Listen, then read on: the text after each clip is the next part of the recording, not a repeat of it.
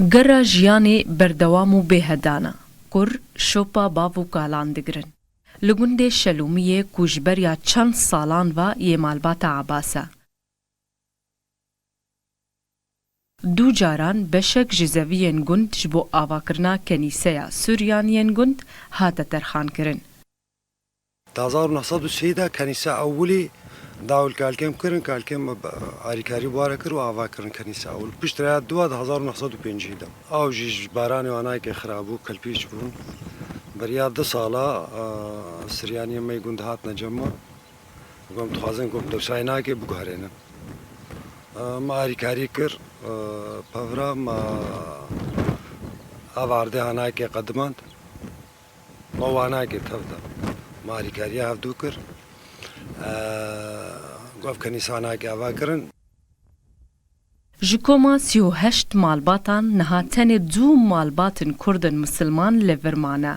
Lê şopa kesên barkirî hîn xuyayî ye. Malbata Hesen Abbas, alîkariyê wên di avakirina kenîseyên gund de ne tenê di çarçoveya dana beşek zevî de diman. Ji ber ku alîkariyê wê dibûne sedema avakirina stûnên pêkvejiyanê di nav xelkê deverê de. Gundê Şelûmiyê jî numûneyeke biçûk e pêkvejiyanê ye li Rojavayê Kurdistanê. Li Rojavayê Kurdistanê Kurd, Ereb, Mesîhî, Misilman û Êzîdî dijîn. Li gor rapora Encûmena Amerîka ji bo azadiya ol û ayîna Rojavayê Kurdistanê takexala erêniya Sûriyê ye ji aliyê azadiya olî ve. Xristiyanên Qamişlo jî vê yekê piştrast dikin.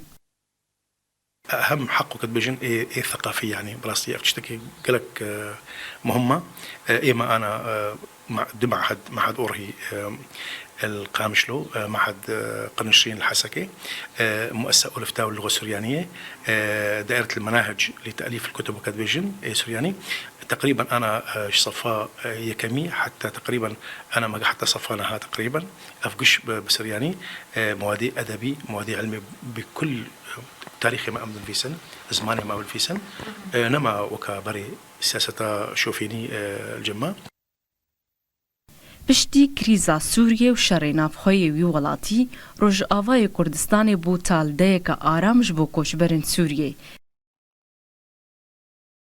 Bi bîr û baweriyên wan yên cuda cuda. كوني أنا من المكون العلوي أجي بكاتي علوي ما وحس دكم ونيزيك بون دي نافبرا ما وكردان ده بير بيترج جواكا عربي يا أولي كلتوري ودعوتي مجي يتبليهف وكو هفن من هستكر كو أسكتشا في دريما وفي دمجي دبي أمج هفدو حس بكن هفدو قبول بكن. Beriya Kurd li Rojavayê Kurdistanê bibne xwedî desthilat, bi pêk vejiyana aştiyana li Sûriyê naskirî bûn. Niha jî ku desthilata wan li ser erdê heye, hewl didin ku li gor wê pênasedanê bin. Rengîn Şerro, Rûda û Qamişlo.